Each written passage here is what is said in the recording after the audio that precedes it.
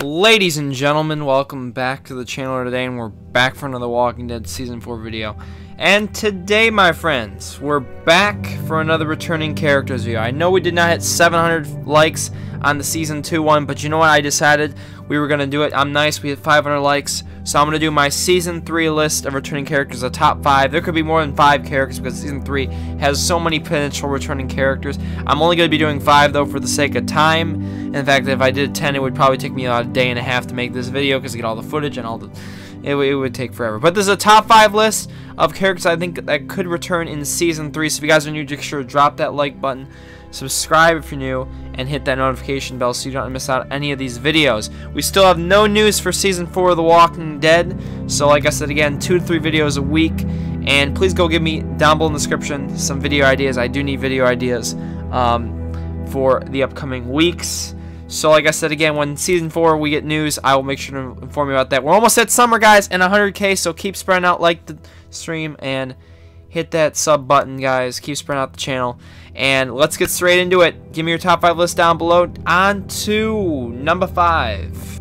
Alright, so my number 5 spot would be Kate Garcia. Now, how we landed off with Kate is that there's a potential of all these different endings that had happened in Season 3, Episode 5. We remember she dies in one of them. She turns into a walker. In one of them, she goes missing. In one, she's alive with just Javier. And in the other one, she's alive with Javier and Gabe. So in 2 of the endings, she's alive. In one of the endings, she's missing. In one of the endings, she's dead. So her character, at least with being alive, there's a lot that could be told with Telltale. Especially the missing one is more the interesting one. I've said this before in multiple videos that I thought, you know, it's even my ending. This is my ending, the one I had, where Kate went missing. And I want to know what the hell happened. Is Kate even alive in my ending? So that's something that's definitely Telltale, I think, needs to answer in this final season. I think Kate being missing in one of the endings and being alive in 2 gives her a good chance to make some kind of impact in this next season. So give me down below what you think of Kate's chances. I will tell you, though, it does seem likely that the Garcias are returning. They have just mentioned before in the anime that your choices that will matter. Your choices hopefully matter, you know? It's not going to be Kenny Jane, I hope, and how they do it, but I want to see, you know, Kate be alive, or at least I run into her as she's been missing. Because remember, we have a time skip, so who knows what happened to Kate with this time skip and all the stuff with her being missing. So that's all I got to say for Kate. Moving on to number 4. Number 4 is Joan /Clint, and this is a double character one I'm doing here because, like I said, they can be put in the same boat. And we remember how Joan and Clint's story ended is at the end of Episode 4 of Season 3, we had the option of either shooting Joan or taking the plan. Shooting Joan ended up with her dying and Clint escaping, and taking the plan ended up with Clint getting shot by David and Joan escaping. We had no scenes with them in Episode 5 / any pictures of them. All we had again at the end was the board with the picture of either Joan /Clint, the one had died and the other one escaped. So there's an interesting theory that one of my viewers have brought up, even myself have inquired with, in terms of Kate being missing. In one of the endings of Season 3, Episode 5, Kate ended up being missing. And I thought to myself, what if the remaining between Joan and Clint had kidnapped Kate and brought them over to another settlement somewhere? Would that have been interesting or not? I think is a big thing. And also, Telltale had talked about this in the AMA, where they had brought up before, saying someone had asked Alyssa, remember from the AMA in the summer last year, they talked about the New Frontier AMA, where they talk about stuff about Season 4. I don't know if any of this has changed, obviously, but someone had asked, I know you probably can't say anything regarding this, but I and many others really hope Joan /Clint were completely forgotten by you guys, since they weren't in Episode 5 at all. It would be such a waste not to see them again. Alyssa, remember, she's from Telltale Games, and she had stated they are not forgotten. The decision that Javi made in Episode 4 will have long-term consequences. So this decision Javier made, I believe, will cause one of 3 things. A ripple in how we meet the enemies in Season 4 / who's going to be there. The leader, possibly, if Joan and Clint / is a determinate leader or a mini villain in essence. Remember, they are determined, so they won't make a huge impact, but only one of them's alive, remember. So we're only going to see one of them for sure. And this will basically, I think, entitle us to know that I think we're going to either get them. We're gonna see them. We're gonna see some kind of impact that they had done in season 4 with either another villain group or just meeting them in the road. But that Kate missing choice is huge, I think. You know, remember, it's only one of the endings, but it could make some really interesting dialogue. Alright, but that is for Joan and Clint. Please give me, again, I give them 9.3 out of 10, since we do have confirmation from Telltale, from the AMA, that that choice Javier will make an impact based on Joan and Clint. So, on to number 3. Number 3 is my man Jesus. Now, I've talked about Jesus a lot before in my returning character videos, and I think, you know, out of all characters, I think that he's non-determinate for one. 2, he's comics, so Telltale has been really playing with the comic books a lot in these last couple seasons, and I can see it. Him, and I think we're going to get some kind of other comic book characters this season. I really want to see more than just Jesus in terms of comic book characters, but I do see Jesus coming back, whether what group he's with.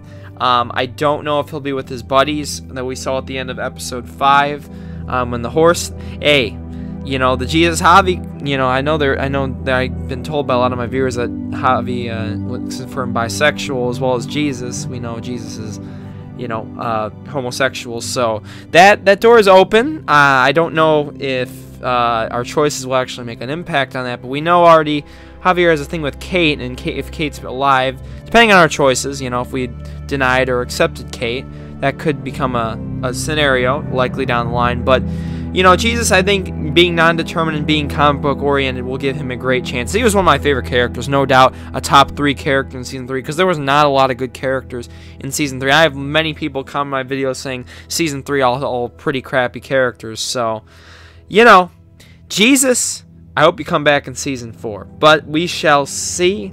All right, we only got 2 more characters. I think you can guess one of the 2, hopefully. Maybe I'll bring in a snake on this next one. I don't know. I'm thinking. Alright, on to number 2. Number 2 for me is Eleanor. Now, Eleanor is an interesting character. I don't like her that much, but us being Clementine, our relationship with Javier, that's not going to really be a central idea here. Remember, all the relationship Javier had gained with the characters through season 3, that's all out the window now. Now it's Clementine's perspective and how we can shape that. Now, obviously, I don't know if Telltale gives us the option where we can have kind of like a Javier mental attitude towards characters, like maybe, for example, Javier hates Eleanor. You know, we decide that choice. Clementine has no effect on that. Now, Clementine got her own opinions, and then we Telltale would have to generate choices and dialogue centered around that. But that, you know, entirely, my opinion still stands. If I get the option as Clementine to say, F you, Eleanor, you freaking sold out the group and caused a ton of people to die, hey, I'm 100% down to do that. But like I said before in my old videos of worst characters, I believe there's a chance Eleanor I can see redemption. A sacrifice, you know, something. I need redemption from Eleanor. Because I'd seen this before with Bonnie. I always thought Bonnie, you know, she was a snake. There was a chance of redemption, and she fucked it up. Trade the group. So I'm having faith in Eleanor that maybe she'll turn it around, but if not, you know, she can go to HELL and be dead. So we will find out, though. On to our number 1 spot.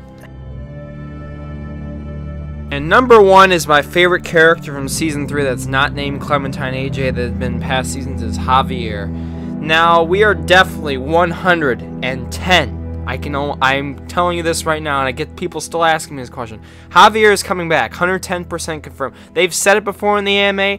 Literally, the writers have said that the Garcias will come back. So I'm telling you, Javier Garcia, being the only non-determined Garcia left alive, will return. And our choices that we had displayed him throughout season 3 with Clementine, I bet you they will come back.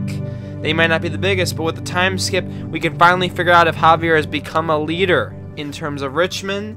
Also, what he's done, maybe even in one of the, if enough time's passed, maybe even has a child with Kate, which would be really freaking, that'd be crazy. That'd be crazy.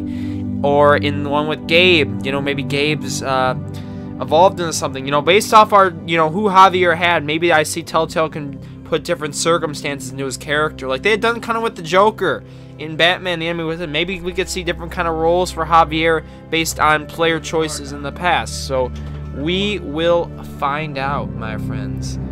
So if you guys do enjoy this video, please make sure to like and subscribe if you haven't already. Hit that notification bell and give me down below in the comment section your top 5 list of Season 3 returning characters I like to do. I easily could have done a top 10 for this, but there's so many characters and I don't have time. So, other than that, guys, if you did enjoy, give me your list down below, comment, like, subscribe, share, and hopefully when Season 4 news comes out, we'll get back to those videos to inform you all about that. But like I said, May 1st, hopefully this is the month we get the trailer or the release. Fingers crossed, summer's almost here. Alright, peace and love.